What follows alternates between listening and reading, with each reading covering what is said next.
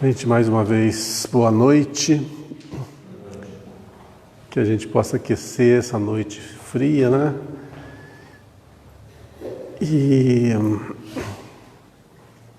como de costume, esquecendo nossos problemas, dias às vezes um pouco agitado, né? E problemas que nos procuram. Vivemos num mundo em ebulição. Realmente as pessoas estão assim no seu limite, às vezes extrapolam, e isso às vezes chega a nos afetar. Mas aqui nós estamos protegidos, escudados, mais pela nossa vontade, porque ela é determinante para que tenhamos a proteção que necessitamos. Se estivermos conectados ao mundo lá fora, aos nossos problemas, às pessoas, aquelas frases que nos machucaram, a todas as circunstâncias que nos tiraram do prumo, mesmo estando aqui, a gente não tem como estar conectado com esse ambiente. Por isso eu sempre peço que nós passemos uma borracha na nossa mente, principalmente retire todo o peso do coração. O que aconteceu no dia de hoje não tem importância, o que aconteceu ontem não tem importância. No decorrer da semana, nossos problemas, tudo isso agora é secundário. Apenas esse instante que estamos aqui reunidos, com o objetivo de dilatar um pouquinho mais o nosso conhecimento, dilatar um pouco mais a nossa percepção sobre a vida, sobre os temas do Evangelho, que possamos explorar muito bem o conteúdo a ser abordado, que vai constituir para nós um momento de refrigério, um momento de alegria, um momento de paz, de serenidade, e que vai nos inspirar muito para o dia de amanhã. Que nossos irmãos que não puderam comparecer nessa noite possam também receber um pouquinho dessa paz, dessa luz, dessa serenidade, onde estiverem, que a nossa vibração de amor e paz possa chegar até eles. E que, mais uma vez, nossos irmãos do plano espiritual possam compartilhar conosco desses instantes, contribuindo com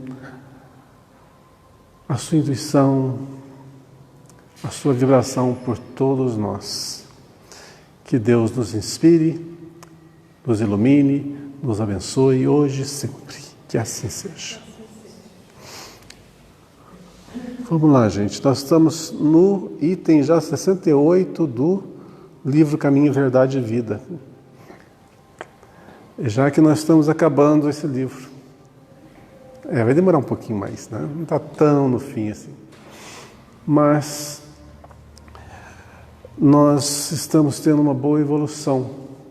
O mais importante é a gente aquilatar. Poxa, como que eu estava antes de começar o livro e como que eu estou agora, já no item 68. São 68 passagens pequenininhas que nós abordamos, exploramos. Isso fez a diferença? Isso modificou alguma coisa? Então, a gente fecha para balanço de vez em quando para ver o patrimônio que nós conseguimos adquirir, ao quanto que nós conseguimos abrir a nossa mente. Principalmente, uma coisa que é interessante, não sei se vocês já notaram, numa fase curta de tempo não dá para notar muito não, mas uma fase mais esticada de tempo dá. Quanto mais conhecimento a gente vai adquirindo, quanto mais melhoria tanto intelectual e moral nós vamos adquirindo, nós vamos se tornando cada vez mais fortes, sem medo. A gente vai se fortalecendo e perdendo o medo das coisas. A gente não tem medo mais de trabalhar, não tem medo mais de relacionar, não tem medo mais de expor a sua opinião, porque nós estamos embasados, nós temos certeza do que nós estamos falando, do que nós estamos fazendo. Então, a partir do momento que vamos adquirindo o conhecimento, medo vai sendo alijado gradativamente da nossa vida. Não sei se vocês já notaram isso. Quanto mais adentra o universo do conhecimento, menos medo nós vamos sentindo. E além disso ainda, pelo fato de perdermos essa inibição, mais coisas a gente pretende fazer, a gente tensiona fazer. Prestem bem atenção. Se puderem fazer uma retrospectiva, volta aí uns 5, 10, 15, 20 anos na existência de vocês, dá uma lembradinha como que vocês eram nessa época e dá uma comparadinha agora, como é que nós estamos agora. A diferença, vocês vão ver que muita coisa mudou e para melhor. Às vezes no dia a dia a gente não nota, né? A vida atribulada, a gente não para balanço, mas faz uma diferença muito grande. O conhecimento é realmente libertador. E além de nos dar uma base sólida para os nossos atos, para as nossas escolhas, nos faz cada vez mais fortes, mais senhores de si, né? Sabedores do que estão fazendo. Hoje nós vamos ver esse item aqui. 68 chama-se Além Túmulo. Já vi que nós vamos falar do lado de lá, certo? Então, nós vamos sair um pouco do nosso universo aqui, material, e vamos falar um pouquinho sobre o lado de lá, tá? Então, vou pegar a primeira frase evangélica ali, antes da gente ver o que o Emmanuel está nos dizendo sobre o conteúdo. Vamos lá. Isso está em Paulo, primeira epístola aos Coríntios, capítulo 15, versículo 13. Mais uma vez nós vamos ver um tema de Paulo. Você sabe por que Paulo está sempre, é o que mais está presente? Vocês já repararam que as passagens de Paulo é que estão mais presentes nesse livro? Sabe quem que socorreu Emmanuel quando ele desencarnou? Paulo. Sabiam disso? Pois é. O Paulo ele se encarregou de resgatar todos os trabalhadores, as grandes mentes que se perderam na reencarnação. Ou seja, são aquelas grandes mentes que reencarnaram com um propósito, se envolveram com as coisas da Terra e não fizeram nada do que o Cristo precisava. Então, desviaram-se da missão. Então, Paulo foi aquele missionário que foi resgatar todos eles. E um deles, logicamente, é o senador Publio Lentulus, vulgo Emmanuel.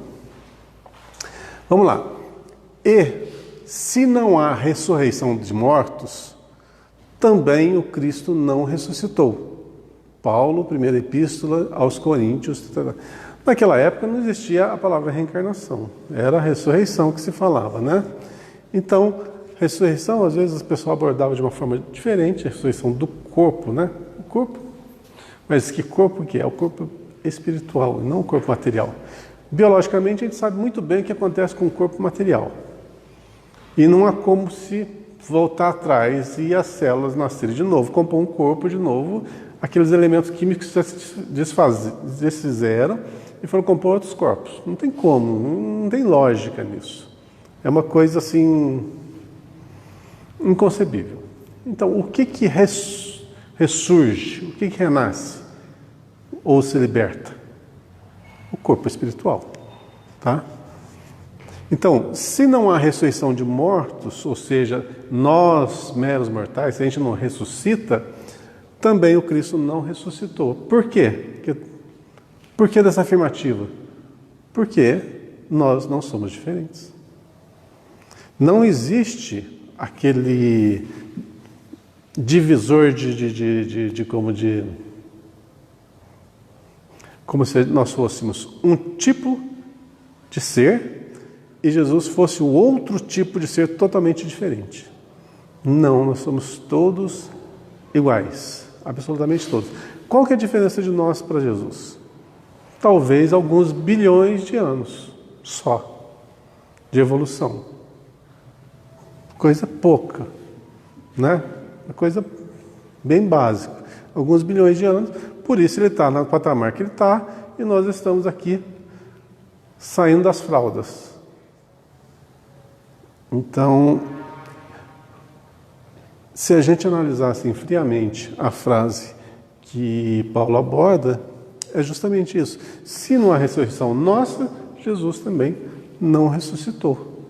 Porque ele veio a esse mundo cumprir as leis deste mundo, como ele mesmo falou, né? Não veio para mudá-las, mas para fazê-las cumprir. Por isso, teve o enorme trabalho. Vocês já imaginaram quão grandioso foi esse trabalho dele reencarnar? Isso aí está escrito no livro... Deixa eu lembrar. Que livro que fala sobre isso? Esqueci, está na ponta da língua. Alguém lembra?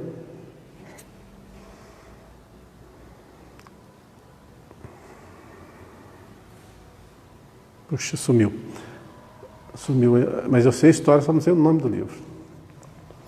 Mas já que eu lembro. Uma pergunta, você está falando que eles não ressuscitou? Eu lembrei de alguma coisa que eu estava lendo esses dias, ou eu estava vendo alguma coisa, não sei, sobre a história do corpo de Cristo. O que tem na doutrina que fala sobre essa questão, que Cristo não encontra-se o corpo de Cristo após a morte de Cristo? Sei. O que fala algum lugar que eu li onde, sobre essa questão? Não existe nada que crava assim o que aconteceu. O que aconteceu? Não existe nada que crava. Aconteceu isso, isso, isso. O que a gente sabe é o seguinte. Depois que o Cristo foi crucificado, todos os apóstolos e os seguidores do Cristo estavam muito preocupados de pegarem o corpo dele, atarem num cavalo e destroçarem ele pela cidade, que era muito comum fazer, né, para piorar mais o quadro. Além dele ser crucificado como um bandido, né? Então, para sujar o nome dele, ainda além disso, para que ninguém cultuasse o seu corpo, iriam dar um sumiço nele, ia despedaçar e fazer horrores. Então, para evitar isso, o que fizeram? Na calada da noite, naquela surdina, foi um grupo. Isso está escrito em algum livro, que eu não lembro também agora.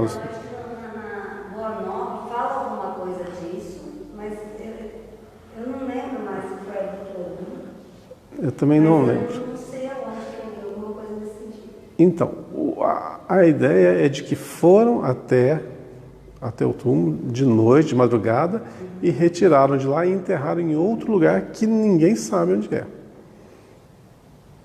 Então, a história que mais se aproxima da realidade que eu li é essa, mas nenhuma crava, né? E também isso é muito indiferente. Sabe por quê?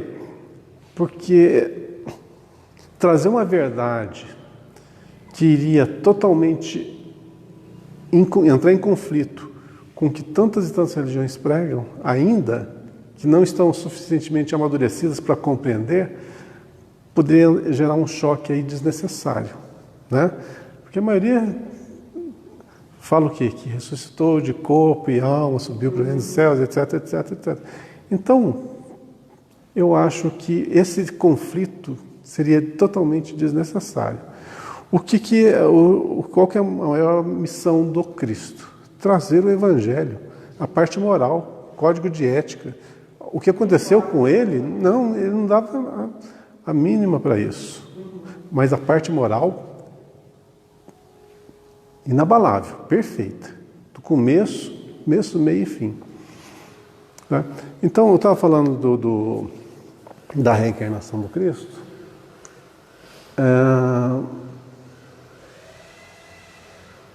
Eu acho que é no livro do Francisco de Assis, não é?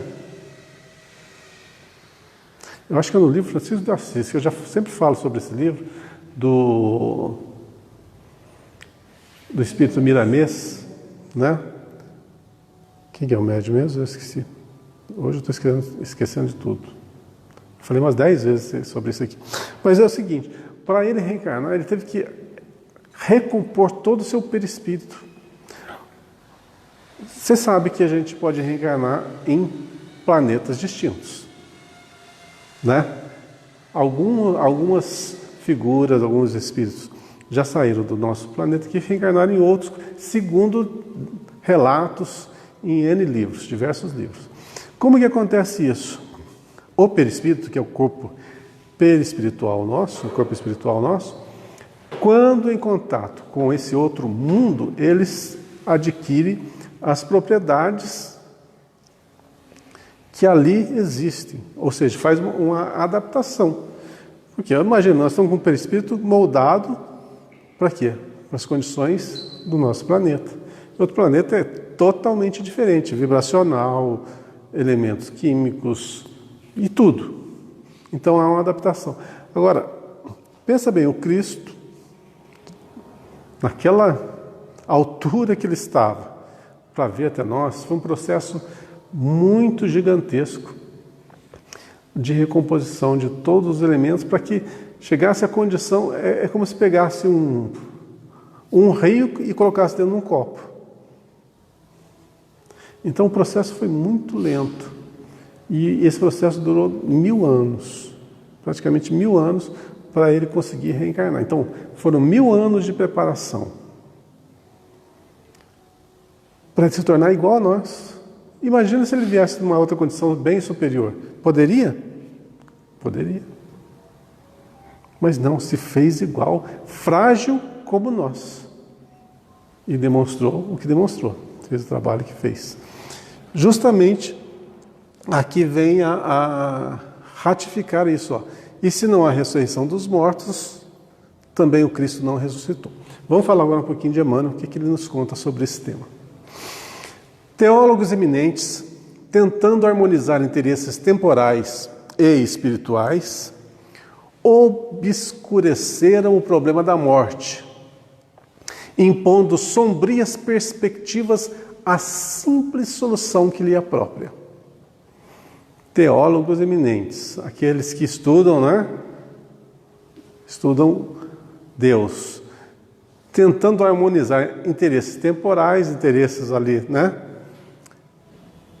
Da sua época, e espirituais, obscureceram o problema da morte, impondo sombrias perspectivas à simples solução que lhe é própria.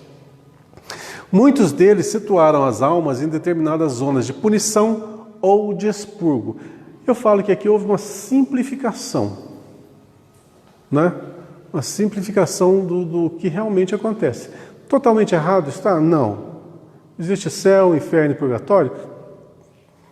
Existe. A interpretação ao pé da letra é que distorce tudo. Não, o inferno é o resto da vida. É pro resto da morte. Né? Pro resto da morte. Quando você estiver morto é inferno.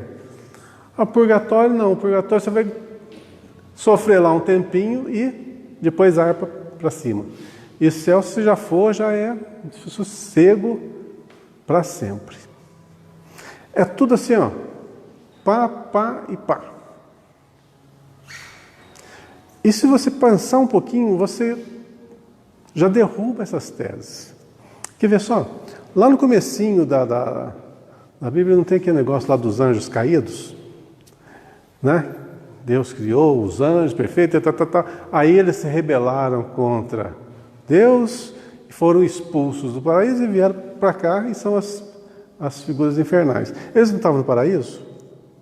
Não eram anjos, quer dizer, uma condição muito superior à nossa? Muito bem. Agora, vamos lá. Se a gente morrer e for bom, vai para o céu eternamente. E se a gente se rebelar? Ah, mas isso não vai acontecer. Se aconteceu com os anjos? Viu como é que é fácil de derrubar uma tese dessa? Muito fácil. Ah, vai para o inferno eternamente. Ah, já teve todas as chances. E quem que julga? Quem que faz esse julgamento tão imparcial? Às vezes você pode errar, e errar feio, mas com uma finalidade nobre. Pensa bem. Faz de conta que a gente é um pai de família. Somos um pai de família. E uma turma ameaça os elementos dessa família. Logicamente você vai protegê-la. E nessa proteção você não tem muita escolha. Você tem que eliminar aquelas pessoas. E vai e elimina determinadas pessoas. Você fez porque você quis? Não. Foi legítima defesa do seu núcleo familiar. Não foi? Foi. Ah, você matou um tanto de gente e vai para o inferno. Você viu? Tem casos e mais casos e mais casos. Não é assim que funciona. Então essa ideia é muito fácil de se derrubar. Mas aonde que está a verdade nisso aí? Tanto no céu, quanto no inferno, quanto no purgatório. Vamos lá. No inferno. O inferno é consciencial. Tudo que nós fizermos de errado vai nos fustigar. E o erro faz com que haja um adensamento natural do nosso perispírito. Nesse adensamento natural do nosso perispírito, ele vai ter um certo peso, né? Ele vai se sintonizar com as dimensões que equivalem a esse peso, e ali ele vai viver. Quanto mais endividado, mais pesado. Estou usando uma figura de linguagem bem simplória, tá? A palavra certa não é essa, mas só para a gente entender. Quanto mais adensar o perispírito, mais denso, mais pesado fica, mais para baixo vai. Tá, tudo bem. For para as zonas inferiores, vai ficar lá até quando? Se o perispírito dele está pesadão, com uma âncora deixando ele lá embaixo, como é que ele sobe?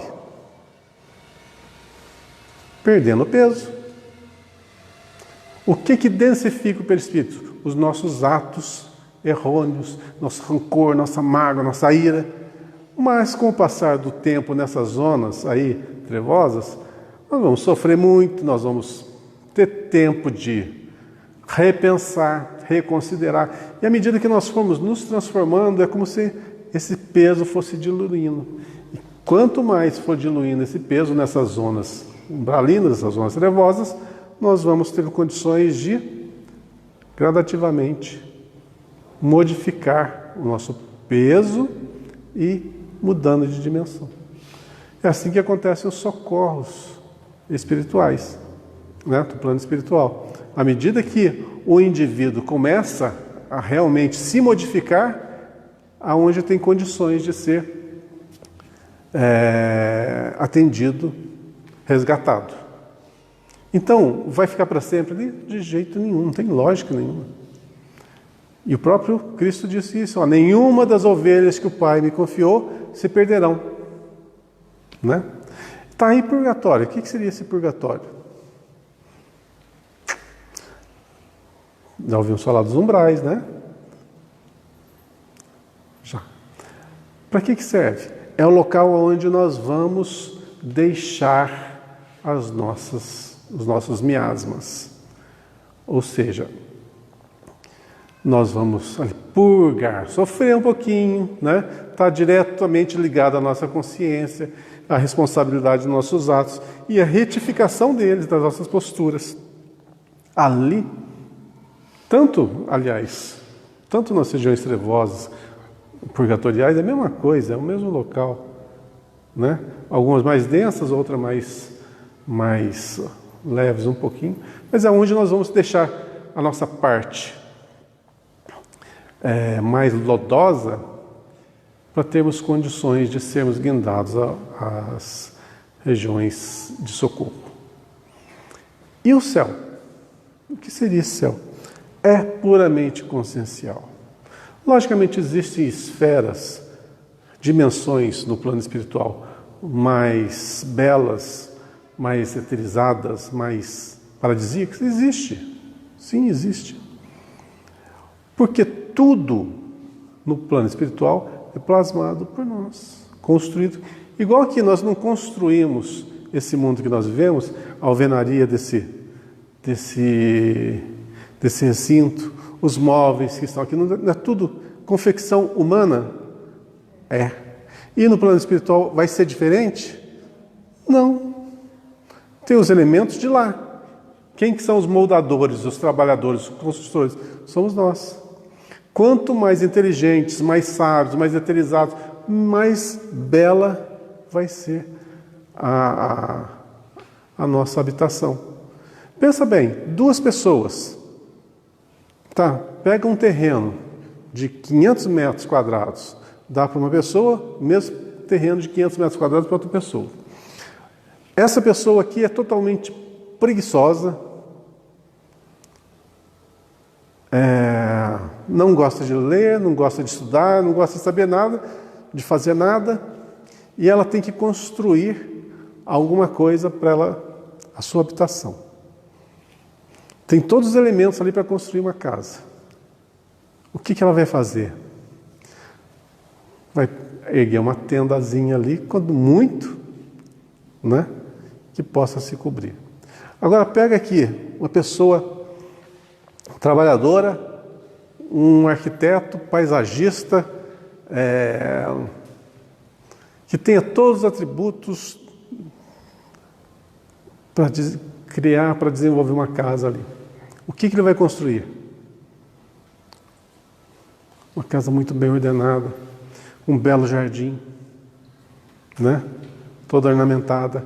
E esse aqui é apenas uma tenda.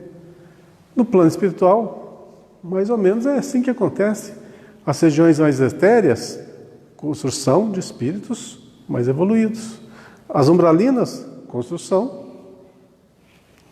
daqueles que estão compatíveis com aquela vibração lá, aquela sintonia. Então é tudo construído por nós. Tem que ser diferente? Não, tudo é mérito. Mérito. Então, se você está numa região mais evoluída, mérito seu. Não é privilégio. E nem punição você está numa região umbralina. É apenas o local que condiz com a sua condição. Deixa eu fazer uma pergunta.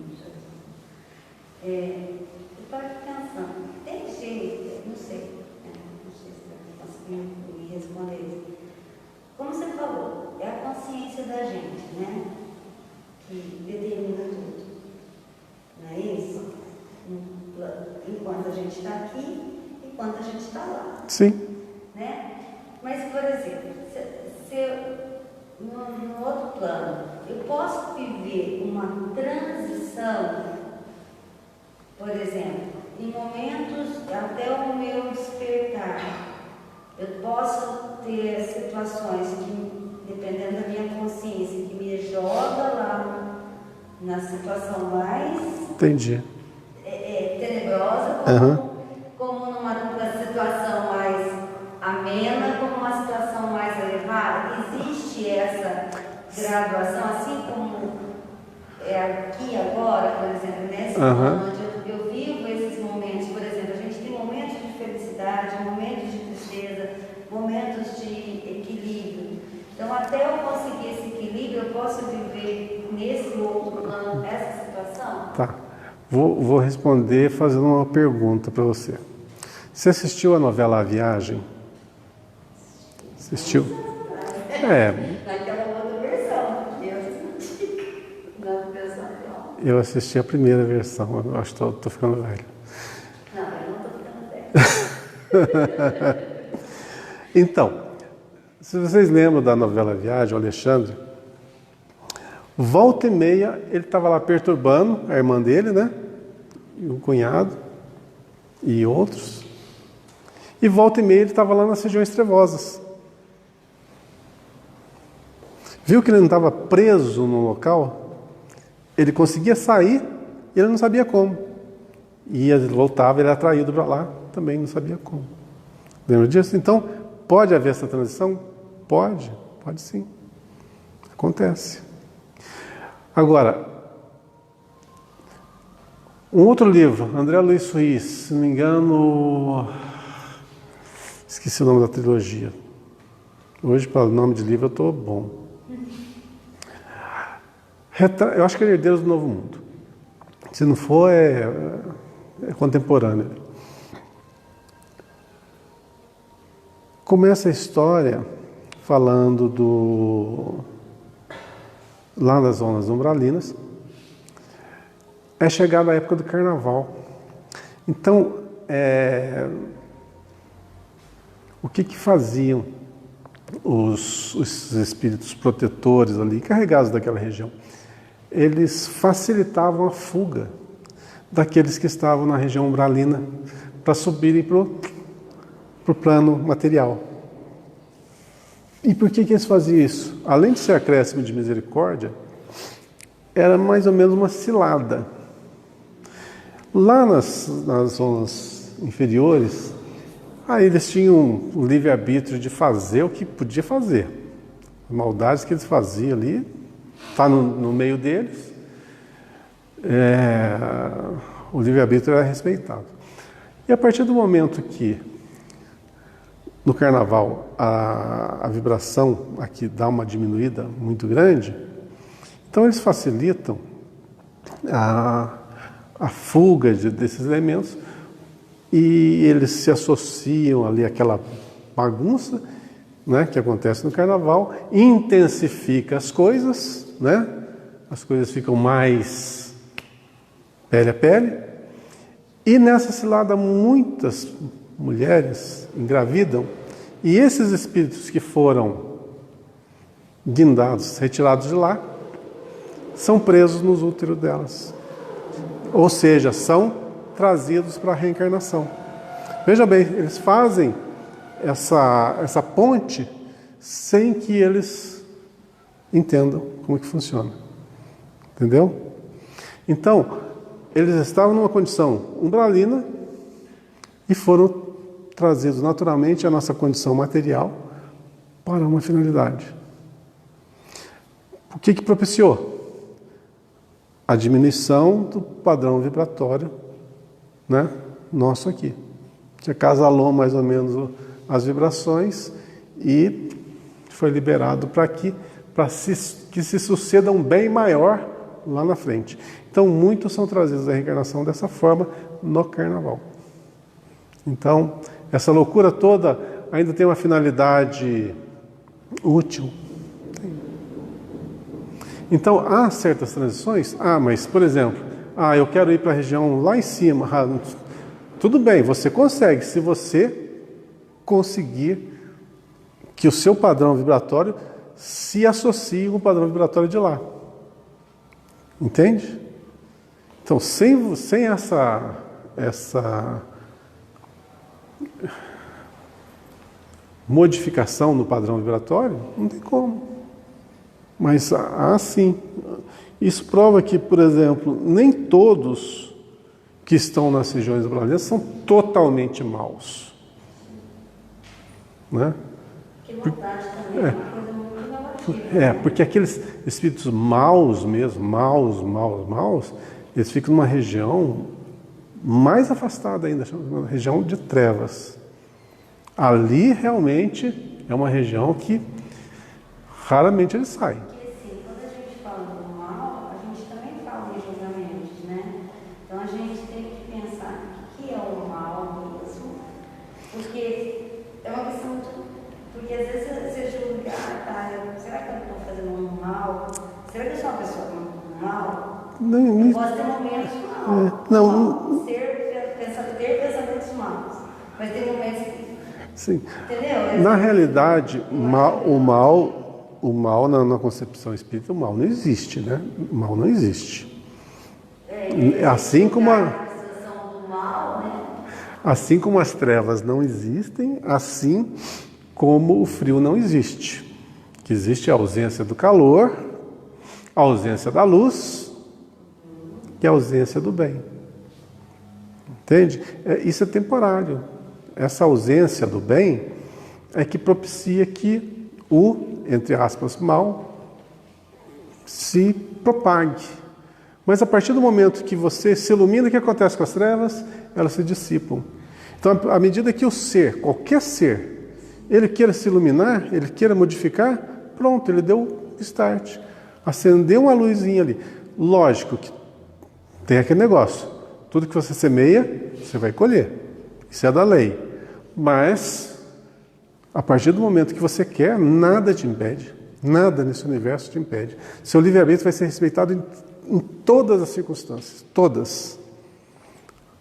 A não ser em casos, lógico, isso tudo tem sua limitação, né? Você tem um campo de ação. Dentro desse campo de ação, todo o seu livre-arbítrio vai ser respeitado.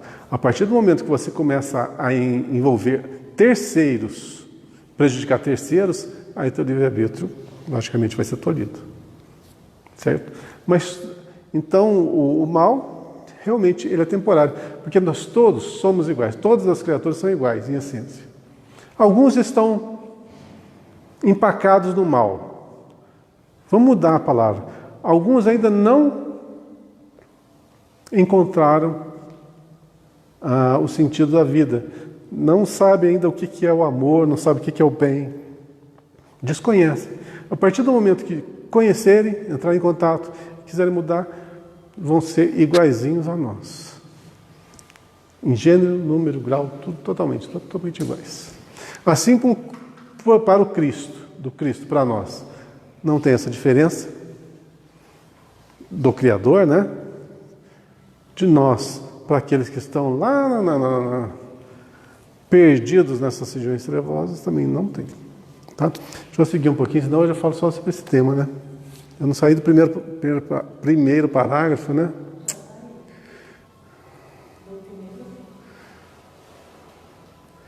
Declararam outros que no instante da grande transição submerge-se o homem num sono indefinível até o dia derradeiro consagrado ao juízo final. A gente já sabe dessa história também, né? A gente vai dormir até o dia do juízo final. Puxa vida, tem gente dormindo faz tempo, né? Pensa bem. Se a história da humanidade, olha por 10 mil anos, tem mais, né? Eu sei que tem mais. 10 mil anos de sono, deve dar uma dor nas costas, miserável. Fala a verdade. E você deita numa posição só, e você não mexe, né? Você não vira para um lado, vira para o outro. Vai dar uma dor nas costas.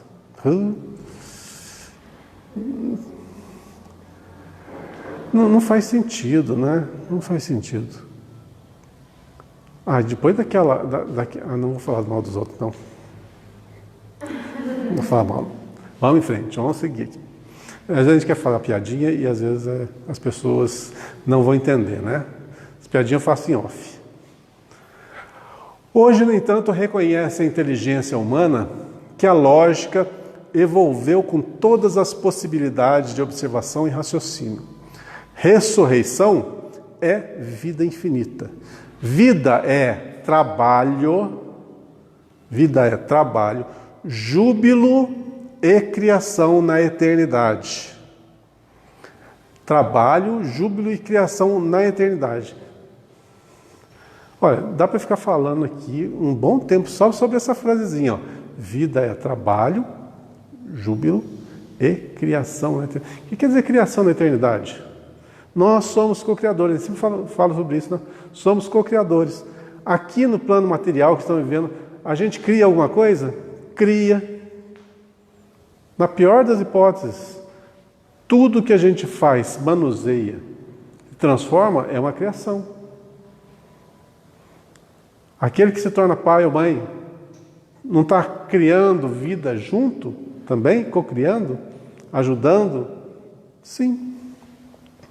Aquele que cuida de animais, também não está criando, trabalhando naquele universo? Está. Como qualificar a pretensão daqueles que designam vizinhos e conhecidos para o inferno ilimitado no tempo? É o que nós falamos agora há pouco. Como que uma pessoa pode ir para o resto da morte, para um local de sofrimento constante? É muita maldade. Se isso existisse, seria uma prova clara de que Deus não era perfeito. Claro. Onde que ele errou? Fez uma criatura falível. Errou. E Deus erra? Não erra. Então, a partir do momento... Isso é básico na doutrina espírita. Deus não é a inteligência suprema. Ou seja, não vai errar nunca. Soberanamente justo e bom. Que bondade que tem nisso aí? Não tem bondade nenhuma. Da onde que vem essa maldade, então? Essa maldade vem dos homens, da concepção dos homens. Se você não está nem aí para ninguém, você não tem a menor empatia para com o semelhante, ele pode ir para onde for, pode sofrer o que for, tanto faz, tanto fez. Então, essa concepção é de pessoas que pensam assim, tanto faz, tanto fez. Uma vez, eu perguntei para um conhecido, tá? Não vou falar que religião que ele é, para não criar polêmica, a seguinte coisa: eu sou uma pessoa boa, eu me acho uma pessoa relativamente boa, relativamente honesta, uma pessoa relativamente propícia a ir para uma região melhorzinha. Eu me acho. Eu conversando com ele, né? Na realidade é tudo mentira. Mas, aí eu perguntei para ele assim: eu não vou para o céu quando morrer? Aí ele falou: não. Por quê? Porque você tem que aceitar Jesus. Eu falei: mas eu creio em Jesus, eu conheço a história de Jesus, eu sei, eu só não tenho a religião que você professa. Não vai para o céu. Mas nem fazendo as coisas, não errando nada na vida, não prejudicando ninguém, aí não tem nenhuma chancezinha aí, uma prorrogação aí para dar uma aliviada. Bom, aí ele citou lá que no dia do julgamento, depois vai ter o que aqueles que não aceitaram Jesus ainda vão ter uma outra chance, tipo assim, uma última chance. Mas se nessa última chance lá você não aceitar Jesus, ou seja, você não ir para aquela linha de raciocínio que a igreja dele determina, mesmo se você é uma pessoa boa, justa, honesta, etc., você não vai para o céu. Eu perguntei para ele: eu não vou então? Se você não mudar, não vai. Então, gente, eu sinto dizer para vocês, depois que eu falecer, vocês podem me procurar lá embaixo, tá? Vocês podem me procurar lá embaixo. Faz o seguinte, faz umas oraçãozinhas, vê se consegue mandar um ar-condicionado lá para mim, lá embaixo, que lá deve ser quente, né? Pelo menos para minimizar um pouquinho os efeitos, né? Mas uma vez eu também perguntei o que precisava para ir para o céu. E aí a pessoa falou: você tem só que aceitar Jesus. Então. Perdão, você entender. Eu falei: nossa, mas aí vamos supor, eu nunca fiz nenhum grande mal para as pessoas. Eu não matei, não roubei, são alguns atos. Mas eu não segui, e aí eu tenho um escutador, um pedófilo, passa a vida inteira cometendo os crimes de barro, mas na hora de morrer ele fala: desculpa, Jesus. Eu falei: ele vai pro céu. E é salvo. E ele falou: caramba, então o que eu estou fazendo na minha vida? Então é o seguinte, você vive a vida inteirinha do jeito que você quiser. Mas na hora que apontar lá o exame assim e falar: você tem 15 dias, já vai e converte. Gente, por favor. Eu estou fazendo uma certa ironia, mas o assunto é sério. A gente tem que respeitar a ingenuidade de certas pessoas, mas eu acho que aí entra no quê? Na falta de empatia. Poxa, falar na cara dura assim: não, você vai para o inferno, e não está nem aí. Está nem aí. Poxa, não sofre, não dói isso. Será que dentro da família todos são daquela linha de pensamento? Não tem alguém que desvirtua, um filho que vai para uma outra? Então aquele filho está perdido? É muito coração Endurecido, né? Então, olha só, como qualificar a pretensão daqueles que designam vizinhos e conhecidos para o inferno ilimitado no tempo? Como acreditar permaneçam adormecidos milhões de criaturas aguardando um minuto decisivo de julgamento, quando o próprio Jesus se afirma em atividade incessante? Jesus foi o único, então, que morreu, ressuscitou e continua trabalhando, né? Ele pode meter bronca, mas os outros não, é tudo dormir. É aquela velha história do dormir, né? Aquela velha história da ociosidade. Todo mundo quer o quê? Céu de facilidades. Que é coisa mais simples do que você ter uma vida de alguns parcos anos, convencional, depois você desencarna, você morre, vai lá, tem um sono tranquilo, esperando só Jesus aparecer para levar você para o paraíso, sem trabalho nenhum. Isso é coisa de pessoas ingênuas. Me desculpem a sinceridade, mas é muita ingenuidade. A vida é toda movimento. Nós estamos nos movimentando a todo instante. Nosso corpo físico está trabalhando enquanto a gente está aqui, pensando, conversando. Nosso corpo está trabalhando e muito para que a gente tenha vida. Quando a gente está dormindo, nosso corpo continua trabalhando. Tudo é movimento nesse universo. Agora não. Na questão espiritual, a gente trabalha só enquanto está vivo, depois só festa. Não é, né? Vamos em frente. Os argumentos teológicos são respeitáveis. No entanto, não deveremos desprezar a simplicidade da lógica humana. Comentando o assunto, portas adentro do esforço cristão, somos compelidos a reconhecer que os negadores do processo evolutivo do homem espiritual, depois do sepulcro, definem-se contra o próprio Evangelho. A maioria nem sequer conhece, não estuda, lê, mas não entende. Quando lê, de 100%, de 100, 95 terceirizam. Não, o pastor falou, o padre falou, tal pessoa falou, é isso aí. Estou com ele. Não é? Aqui no Espiritismo, se alguém falar assim, eu estou com o Valdenir, o que ele fala é lei. Vocês estão errados se fizer isso. Estão totalmente errados. Vocês não têm que estar atrás de ninguém, tem que estar atrás da lógica.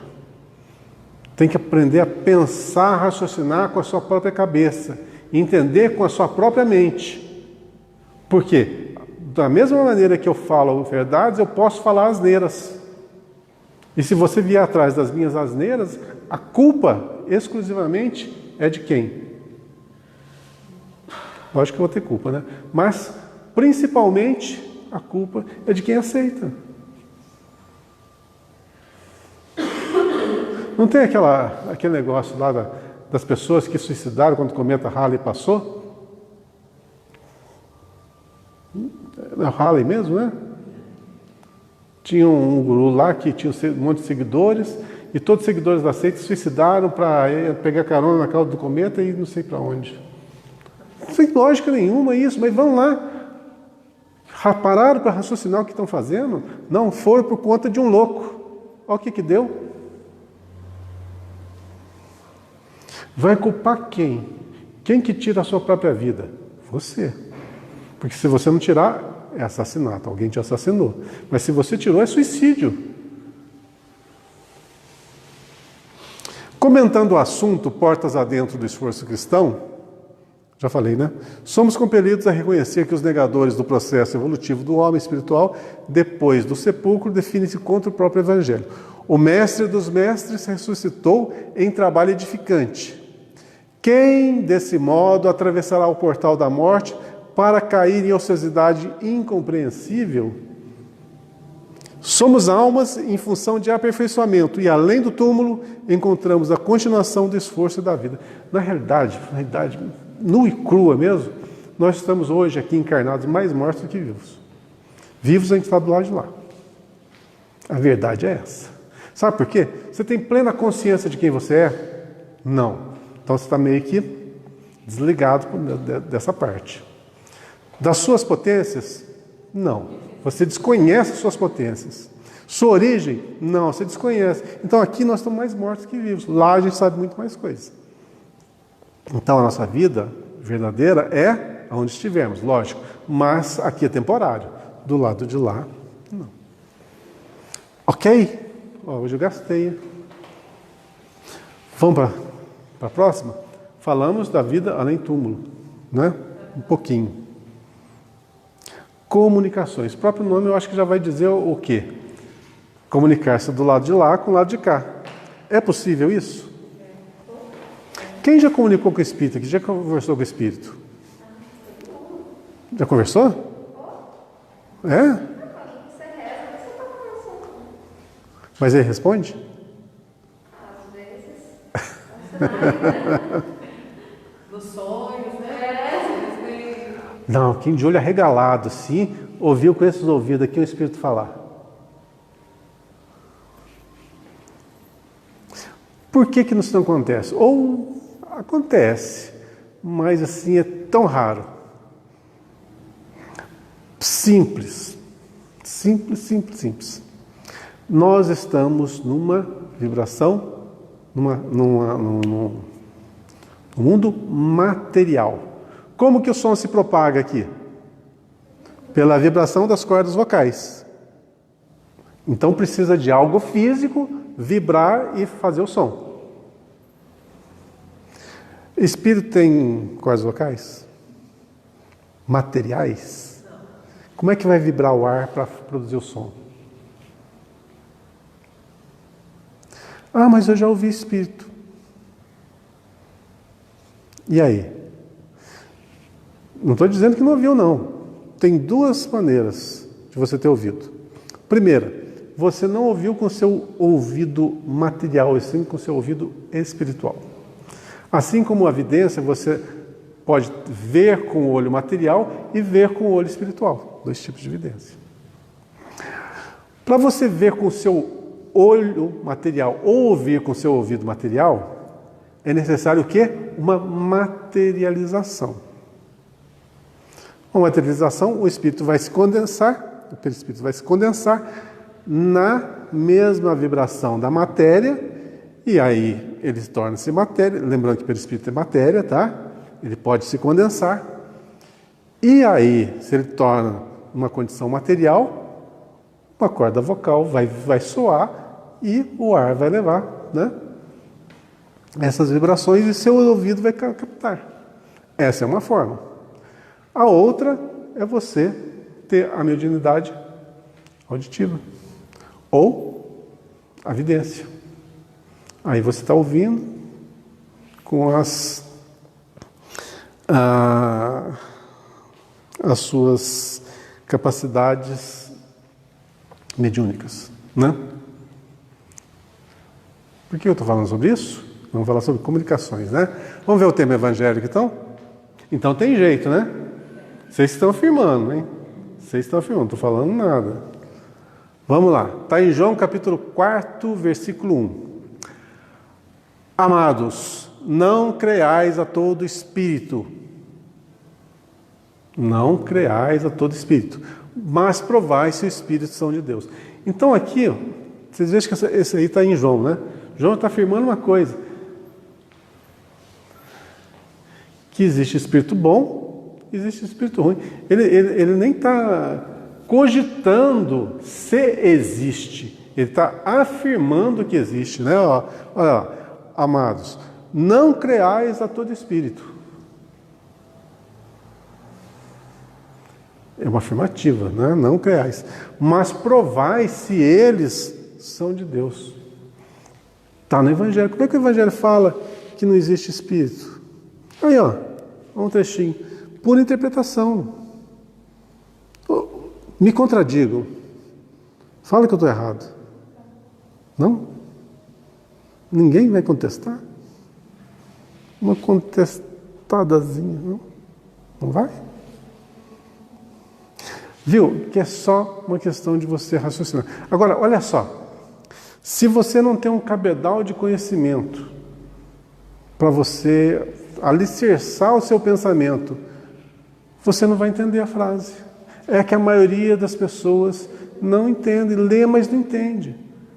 Por isso o Espiritismo bate na tecla. Lê, aprende, orienta, instrui-te para você entender. Pega uma pessoa que está entrando na casa espírita pela primeira vez, pelas primeiras vezes. Fala para ela, lê a frase, analisa ela, tira o conteúdo e prova se está certo ou está errado. Ela não volta mais, né? Não volta mais.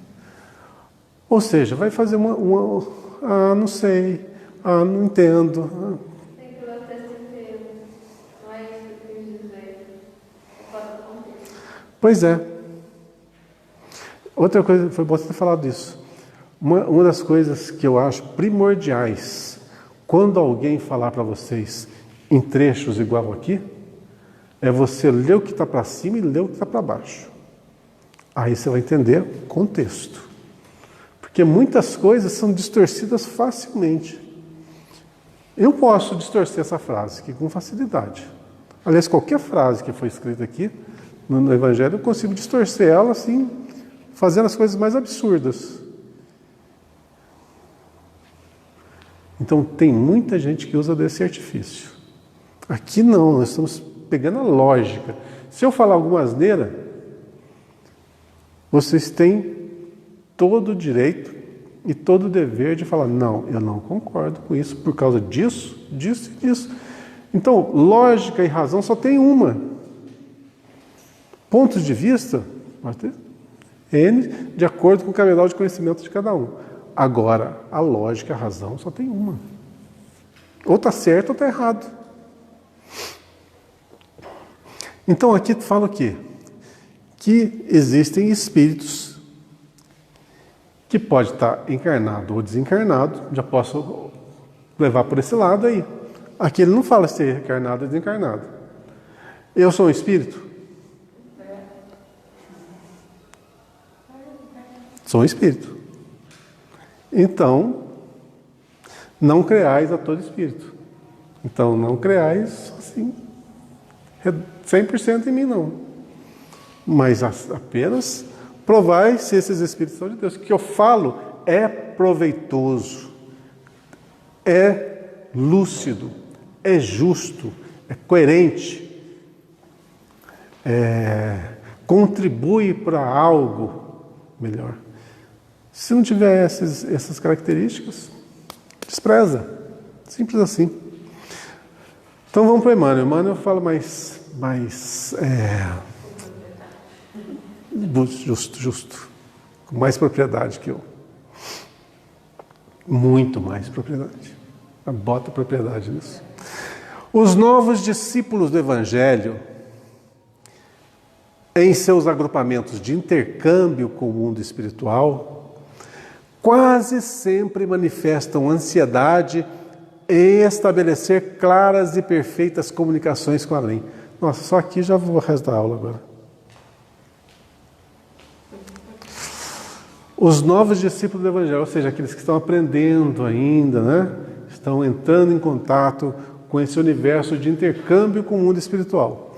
Em seus agrupamentos, logicamente nas suas reuniões mediúnicas, né? Com o mundo espiritual, quase sempre manifesta ansiedade em estabelecer claras e perfeitas comunicações com a além. Quem que é médium aqui? Só o Geraldo? Já trouxe... Não. Vamos falar de psicofonia só, tá? Médium de psicofonia. Você é médium de psicofonia? Muito bem.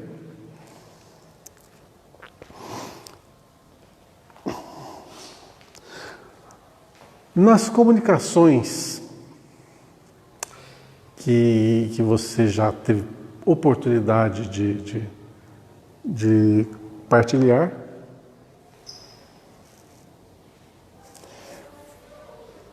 qual que, de 1 a 100, como que você classificaria a pureza da comunicação. A veracidade, não é veracidade, é pureza mesmo. Aquela comunicação em que o Espírito está comunicando e 100% do que ele está dizendo é dele. Como que você classifica? Se você tivesse uma condição de classificar. 60 para menos. 60 para menos. Eu sempre tenho dúvida. Se você tem dúvida, eu acho que é menos ainda. Eu acho que é menos ainda. E há muitas vezes, já aconteceu algumas vezes, de eu travar o maxilar, de eu não conseguir falar o que era Para falar, porque você não. As palavras travavam. eu querer falar, Você sabe o que quer falar, mas você não encontra a palavra. travar o maxilar de dar cãibra na musculatura do. Pois é. Mediunidade, gente, é uma coisa assim, altamente complexa. Altamente complexa. Então, olha o que está falando aqui, ó. Quase sempre manifesta ansiedade em estabelecer claras e perfeitas comunicações com além. Uma das coisas que sempre me intrigavam, quando eu comecei a frequentar aqui o centro, é o seguinte. O patrono do nosso centro aqui é o Carmelino Massafera. Né? Antigamente tinha a foto dele na entrada ali, agora está a foto da Dona Ilka, né? Lá em cima tem a foto do Carmelino, né? Então, quando eu comecei a frequentar, tinha 2 ou 3 pessoas, tinha 3 médiuns aqui que recebiam o Carmelino Massafera. E eu aprendi, logicamente, a reconhecê-lo justamente pelo jeito dele falar. Aí, os médiuns que, se não me engano, que eu ouvi trazendo a comunicação do Carmelino, foi a filha da Dona Ilka, como é que chama? Não é Gilda, não. A que faleceu, esqueci o nome. Que trabalhava com a gente. Mora aqui na rua. Puxa vida, hoje está danado. A memória minha hoje está abalada. Nossa, trabalhou com a gente há quanto tempo?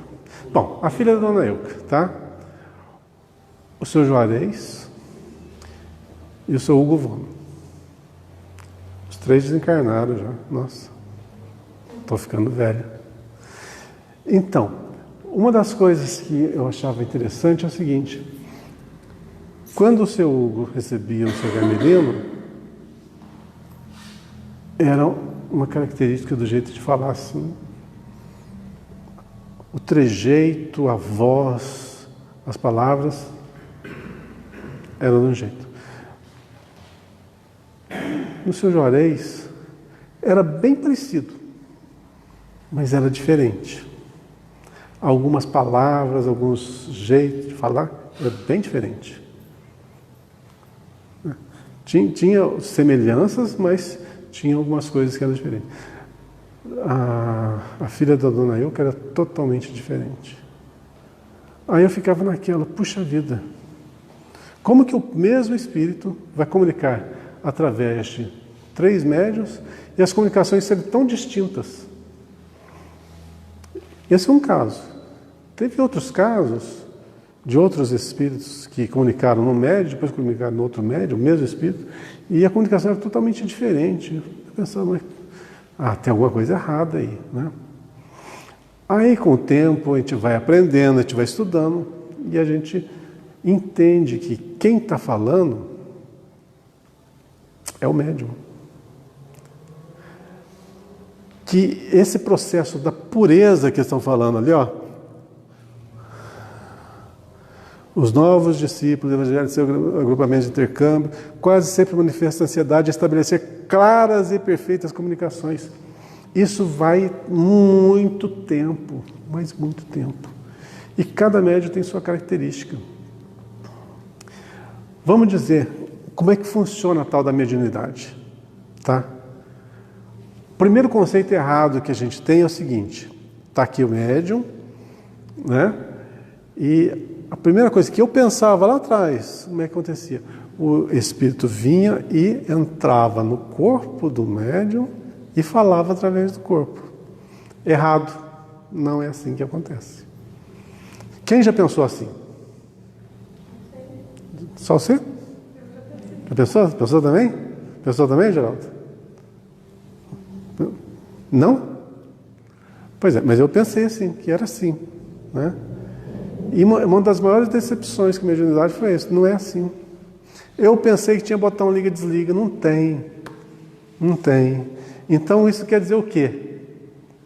Que o processo é outro. Então, como que é o processo? Quanto maior a sensibilidade do médium, melhor a captação das vibrações daquele espírito. Vamos supor que o médium ele dá uma expandida assim no perispírito. Ó, como se fosse vou falar só por metáfora, tá? Para ficar mais fácil de entender. Como se, a partir do momento que o médium concentra, é como se abrisse uma antena. Abre uma antena, ou seja, o perispírito expande como se uma grande antena se abrisse ali. Essa antena tem a possibilidade de captar mais vibrações, né? Então, o espírito, quando chega próximo ao médium, também tem o seu campo vibracional. Então, os campos vibracionais, eles se interpõem. Então, a vibração dele é captada por essa antena aqui. Tá? E existe um tal negócio que chama-se cérebro, que é o decodificador. Tá? Então, essa vibração que chega, igual a televisão mesmo, não chega a televisão, não chega as ondas, né? Chega as ondas no aparelho receptor, ele pega, decodifica e transforma na imagem e som. É a mesma coisa que acontece com a gente. Aquela vibração, aquele pensamento, né? A vibração é pensamento, é jogado em forma de ondas que o perispírito, a sensibilidade, aí que vem a mediunidade, né? Essa sensibilidade, faz com que essas ondas sejam captadas e o cérebro decodifica. Então, a perfeição do aparelho mediúnico é o que determina a perfeição da comunicação. Então, alguns médiuns captam com tanta precisão que o tom da voz muda, as datas, as imagens são tão perfeitas que ele consegue bem retratar. Os sentimentos são tão bem captados ali que ele exterioriza com maestria aquele sentimento. Veja como que o médium tem que ser passivo. Então ele tem que se anular, pegar todas essas vibrações, todo esse campo vibracional, emocional e transformar em palavras. Veja como é altamente complexo. E para isso o médium tem que estar treinado. Longos e longos anos de treinamento. E quantas vezes o cérebro da gente vai entrar em conflito com aquelas vibrações que você está recebendo. E você começa a falar coisa que é da sua mente. Então tem que ter muito treinamento. Então seria tudo mais simples se fosse liga e desliga. Né? Ó, o espírito entrou, ligou lá, fala. Beleza. Saiu, desligou, volta o médium. Seria fácil assim, mas não é assim. Então muitos procuram para aqui e acolá médiuns que têm essa perfeição, que têm essa capacidade, esse liga e desliga com o lado de lá, essa captação fácil. Mas puramente para quê? Pelo fenômeno. O fenômeno não é importante. O que é importante é o quê? O que você faz com ele. As pessoas que você ajuda a partir da sua mediunidade. Os novos discípulos manifestam ansiedade de estabelecer claras e perfeitas comunicações com a lei. Agora eu vou para a segunda parte. Tá? Vocês estão falando muito hoje, eu tenho que ficar cortando vocês, né? Se muitas vezes aparecem fracassos nesse particular, olha, muitas vezes acontece fracasso, Se as experimentações são falhas de êxito, é que na maioria dos casos o indagador obedece muito mais ao egoísmo próprio que ao imperativo edificante. E tem outro fator. Olha só, tudo que se quer dizer diz respeito à mediunidade tem que ter assistência dos bons espíritos por trás. Se não tiver assistência deles, nós estamos perdidos. O negócio vira uma bagunça que você não imagina. E para você conquistar a simpatia deles, só tem um jeito. Você tem que ser disciplinado. A finalidade daquilo ali tem que ser absolutamente caridade e ajuda ao próximo. Qualquer coisa que destoie, eles simplesmente afastam. Você pode fazer uma reunião mediúnica? Pode, à vontade, quanto você quiser. Mas a assistência deles, você conquista só com a disciplina e o trabalho dignamente levado a efeito. Caso contrário, você vai ter assistência de espíritos que coadunam com a sua sintonia vibratória. Se você não está condizente com aquilo que é necessário para você estabelecer uma reunião disciplinada e uma reunião eficaz, vai estar à mercê de espíritos dessa classe. Aí por aí fora tem bastante, né? Por isso que eu falo, sempre ressalto em todas as reuniões, toda a nossa construção tem que ser bem sólida. E a solidez de qualquer coisa que nós vamos fazer na doutrina espírita ou na nossa vida no mundo lá fora, tem que ser pautado o quê? No Evangelho. Amor, fraternidade, caridade, com base sempre. E de verdade, isso ali é alicerçado mesmo. Aí você construir o seu trabalho em cima disso. Se não tiver amor, vai conversar com um espírito que esteja comunicando-se através de um médium, sendo que você não tem essa dignidade que você aparenta, não tem essa humildade que você ostenta, não tem esse amor que você fala tanto, não tem esse perdão latente no seu coração. Vai falar para você ver. Ele te lê de cima embaixo, com um piscar de olhos. Não vai te respeitar nunca na vida. É uma coisa bem grave. O propósito de exclusividade nesse sentido abre larga porta ao engano. Através dela, malfeitores com instrumentos nocivos podem penetrar o templo, de vez que o aprendiz cerrou os olhos ao horizonte das verdades eternas. Então, gente, trabalhar com mediunidade, primeira coisa, tem que saber o que está fazendo. Tem que saber o porquê. Por isso que aqui no centro nós temos cursos de mediunidade. É para você saber trabalhar com ela. Segundo, além de saber todas as características da mediunidade, você tem que saber o fim a que se propõe. E o fim é sempre ajudar o outro, ajudar o próximo. Que próximo? No caso das reuniões mediúnicas, ajudar aqueles irmãos nossos que já estão desencarnados e que ainda necessitam do nosso auxílio. Nosso auxílio é preponderante para que eles se reequilibrem. Essa é a nossa finalidade. Né? Fora disso, não tem esse negócio de consultar oráculo, não, viu? Por aí afora ainda existe esse negócio, né? As pessoas vão em determinadas reuniões e querem saber, eu queria saber se tal pessoa gosta de mim, eu quero saber se eu vou conseguir aquele emprego. Não tem esse negócio? Tem muito, né? Queria saber se eu estou doente, se eu tenho alguma coisa. Gente, espírito evoluído, se eles pudessem responder para você, eu quero saber se eu estou doente, ele vai falar assim, vai no médico. Assim, sem constrangimento nenhum. Você tem médico para ir, vai no médico. Eu tinha uma dúvida. Nas reuniões mediúnicas, os espíritos que vêm em busca de ajuda, eles são trazidos por alguém. Como que eles chegam até essa assistência? É um planejamento. Pensa bem. Como que funciona o hospital regional? As pessoas são direcionadas lá, há uma triagem, né? Pessoas que fazem a sua ficha. Sim. Então, estou falando, ela poderia responder melhor que eu, né? Mas, então, há toda uma organização. Aqui, além de não ser diferente, é muito maior. Então, não é que um espírito chega e entra aqui. Não é assim que funciona. Não.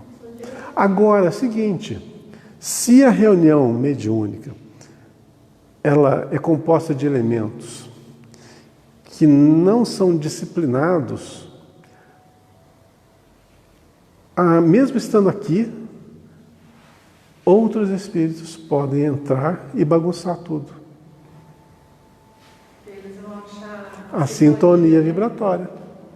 Viu? Porque nós estamos no plano físico, gente. Existe a contraparte espiritual? Existe.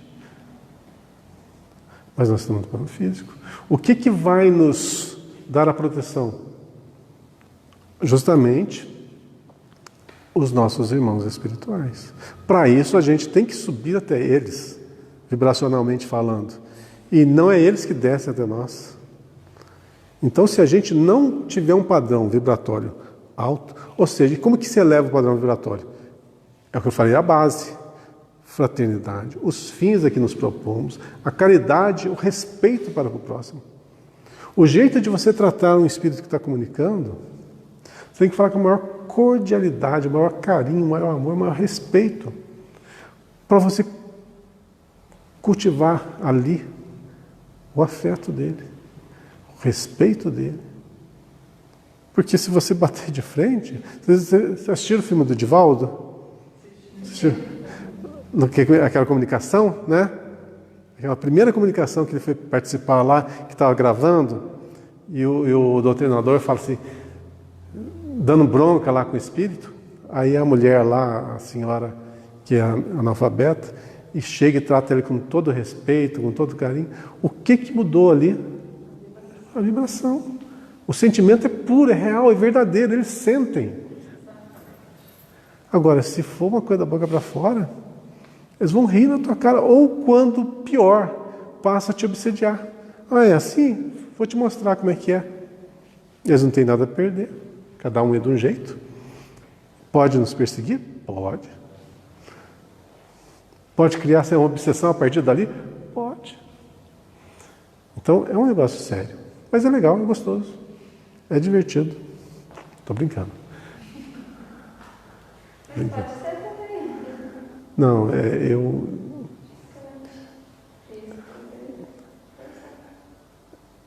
A gente não pode esquecer uma coisa, nós estamos lidando com pessoas. Estão desencarnadas? Estão. Mas são pessoas. O mesmo respeito que você tem que ter com aqui, tem que ter com eles. Mesma coisa. E olha, funciona, sabe? Funciona.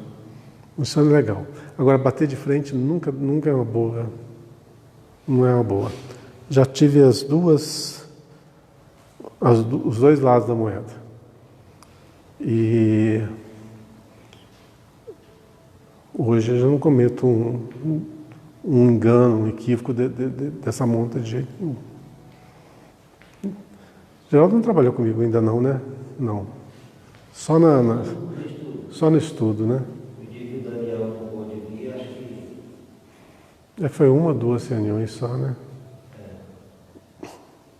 Mas na mediúnica mesmo, não, né?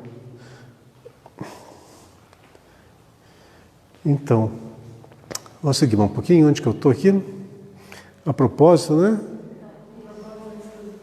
O propósito de exclusividade desse sentido abre larga porta ao engano. Através dela, malfeitores com instrumentos nocivos podem penetrar o templo, de vez que o aprendiz cerrou os olhos ao horizonte das verdades eternas. Então, é a base ali, tu não pode estar longe de jeito nenhum. Bela e humana, a dilatação dos laços de amor que unem o homem encarnado aos familiares que o precederam na jornada de além-túmulo, mas é inaceitável que o estudante obrigue quem lhe serviu de pai ou de irmão a interferir nas situações particulares que lhe dizem respeito. Olha, isso aqui é muito comum, até no meio espírita, viu? Minha mãe e meu pai desencarnaram, mas eu tenho qualquer problema, Ah, mãe, faz isso por mim. Ah, meu pai, faz isso por mim. Faz isso, faz aquilo, me orienta. Vocês enchem o saco do pessoal que está lá em cima. Não sabe o mal que faz isso. O mal que faz. Sabe por quê? Primeiro que já estão ligados pelos laços, né, do afeto que desenvolveram. E outra coisa, o pensamento não tem barreira. Se você pensar aqui e direcionar um espírito, ele pode estar em qualquer lugar. Pode estar lá nas regiões mais eterizadas. O pensamento vai chegar até ele. Pode estar lá nas sombras mais densas, vai chegar até ele. O pensamento viaja numa velocidade muito superior à velocidade da luz. Dá para ter uma noção do que seja isso? Como que eu explicava o negócio mesmo do pensamento? É o seguinte: o universo está todo mergulhado no fluido cósmico universal. Sabe o que é fluido, né? Aquela coisa assim, meio... fluida. Tem que trazer material para a gente entender. Como se fosse uma água, né? Um líquido. E nós estamos todos mergulhados nesse líquido, que é o fluido cósmico universal. Faz de conta que ele se transforma agora numa piscina grandona. E aquela água está aquele espelho de água assim parado. Coisa mais linda, né? Aí você pega uma pedrinha e joga naquele espelho de água.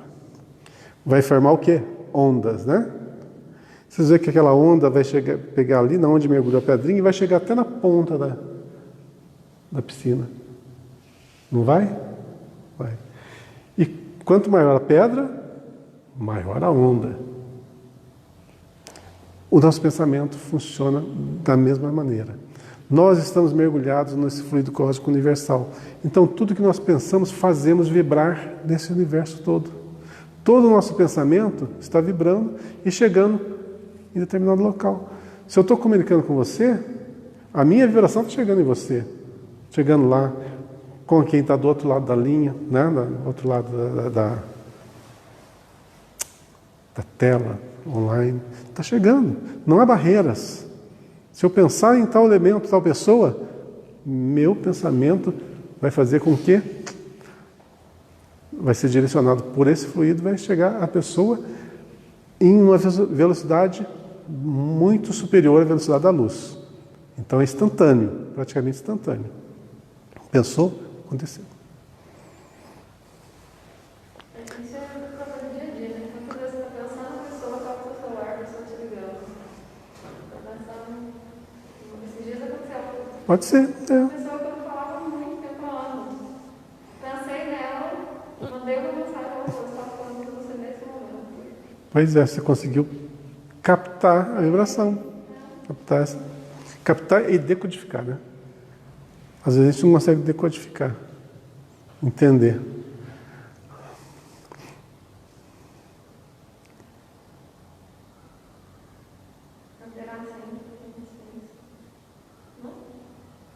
Eu já li ali, bela e humana a dilatação dos laços de amor que une um homem encarnado aos familiares que precederam na jornada de túmulo. Mas é inaceitável que o estudante obrigue quem lhe serviu de pai ou de irmão a interferir nas situações particulares que lhe dizem respeito. Então, gente, uma coisa, nunca... a gente não sabe a condição que aqueles que nos precederam se encontram no plano espiritual. Então, não peçam nada. Não façam isso. Vocês podem estar tirando essas pessoas da sua sobriedade. E olha uma coisa, se a mãe era preocupada com o filho, e o filho se apavora aqui, vai apavorar a mãe do lado de lá. Como se tivesse encarnado. Mesma coisa. E esses relatos, dessa monta, a gente vê aos milhares. Isso é uma coisa muito comum. Infelizmente, nas nossas famílias isso acontece. É um exemplo, aquela história que você mandou para a gente da Ana Guimarães, do desencarne do marido e da esposa. Sim. Aquele último que você mandou. Verdade. Mas Uhum. quanto tem 4 anos. O marido queria separar dela, mesmo depois de morto, queria separar dela, né? A mulher não dava trégua. Só pensava, só falava, queria ver. Né? Se tivesse separação pós-túmulo, que legal, né? Isso aí é um exemplo típico. Vocês não devem saber o que estou falando, né? É uma história contada pela Ana Guimarães, que retrata uma mulher que perdeu o marido estava já desencarnado, e ela não se conformava de jeito nenhum, e ela o dia inteiro pensando no marido, sofrendo com o marido. Ela não deixava limpar a casa, a cama do jeito que ficou. Tudo do jeito que ele deixou, ficou lá e ninguém podia mexer em nada. Então estava juntando pó. Então virou uma doença, uma obsessão. E ela perturbava tanto ele que quando a Ana foi visitá-la, né, viu esse espírito lá, conversou com ele, ele falou que não aguentava mais essa mulher, né? Tanto que enchia a paciência dele. Você tem lá? Eu não lembro mais. Você tem no teu WhatsApp, não tem? Você recebeu também, Geraldo? Você não mandou, mas eu não mandei para todo mundo? Acho que eu mandei. Geralmente quando eu mando para um, eu mando para todos. o acesso que eu passei a seguir. Viu, Maria? Depois, se vocês quiserem, passa no celular. Tudo que eu mando para todo mundo no WhatsApp, para que a gente possa depois comentar aqui. Tem umas histórias bacanas, né? Muito verdadeiras. A gente está apoiando. Tem uma transmissão que eu faço, que é uma mensagem, todo dia, que eu mando para 64 pessoas. E tem algumas pessoas que a mensagem vai, mas não chega lá. Pode ser que esteja acontecendo isso. Manda uma transmissão também, não? Eu mando de 5 em 5. O WhatsApp só dá para replicar em 5, né? Então, mas tem a transmissão, eu não sei se dá para mandar vídeo. A transmissão eu não faço. Não, eu não faço transmissão. Eu não sei se dá. Mas eu mando essa mensagem, eu mando para 64 pessoas de uma vez só. E tem algumas pessoas que, inclusive uma que trabalha comigo, eu falo, mas você não manda mensagem para mim. Está aqui, ó, eu mandei aqui. Aí não aparece lá. Aparece que eu mandei, mas não aparece. No dela. Gente, nós vamos terminar aqui todo o último parágrafo, né? Só para a gente não deixar nada para trás. Haverá sempre quem dispense luz nas assembleias de homens sinceros. O programa de semelhante assistência, contudo, não pode ser substancialmente organizado pelas criaturas, muitas vezes inscientes das necessidades próprias. Em virtude disso, recomendou o apóstolo que o discípulo atente não para quem fale, mas para a essência das palavras, a fim de certificar-se se o visitante vem de Deus. Então, numa reunião mediúnica sempre manifestam espíritos, isso é coisa óbvia, mas passa-se às vezes algumas mensagens. Essas mensagens têm que passar pelo crivo da razão e da lógica. Você está vendo quem está comunicando? Não. Muita pretensão de quem está ali achar que já está no topo do degrau e que todos os espíritos que vão comunicar-se já são de envergadura altíssima. Não. Então, todas as comunicações têm que passar pelo crivo da razão, da lógica. Todas elas. Isso é praticamente um dever. Não aceitar nada sem passar pelo crivo da razão e da lógica. Você é um cego que está ouvindo, né, de outras pessoas que você desconhece quem são. A única certeza que você tem é o seu conhecimento, a sua intuição e, logicamente, a sua inteligência, o seu discernimento vai poder compreender se as comunicações são boas ou são ruins, Se são um tipo de fascinação, obsessão, ou se são mensagens realmente do plano mais elevado. Se são espíritos que estão precisando de ajuda realmente, ou são aqueles que estão apenas brincando com a nossa cara. Então, é uma coisa altamente complexa que deve ser estudada, preparada e sempre ter um objetivo maior. Caridade, caridade, caridade, sempre. Esse é o escudo. O resto, né? Se a gente se desviar desse caminho, pode ter vários problemas nessa área. Tá bom? Gente, passou rápido. Hoje é uma impressão minha. Eu fico contando historinha para vocês também, desvio do assunto, né? É verdade, né? Aí desvia, né? Então tá bom, gente. Uma boa semana para vocês. Semana que vem, se Deus quiser, nós estamos aí de novo, com saúde e muita paz para todos nós. Boa noite.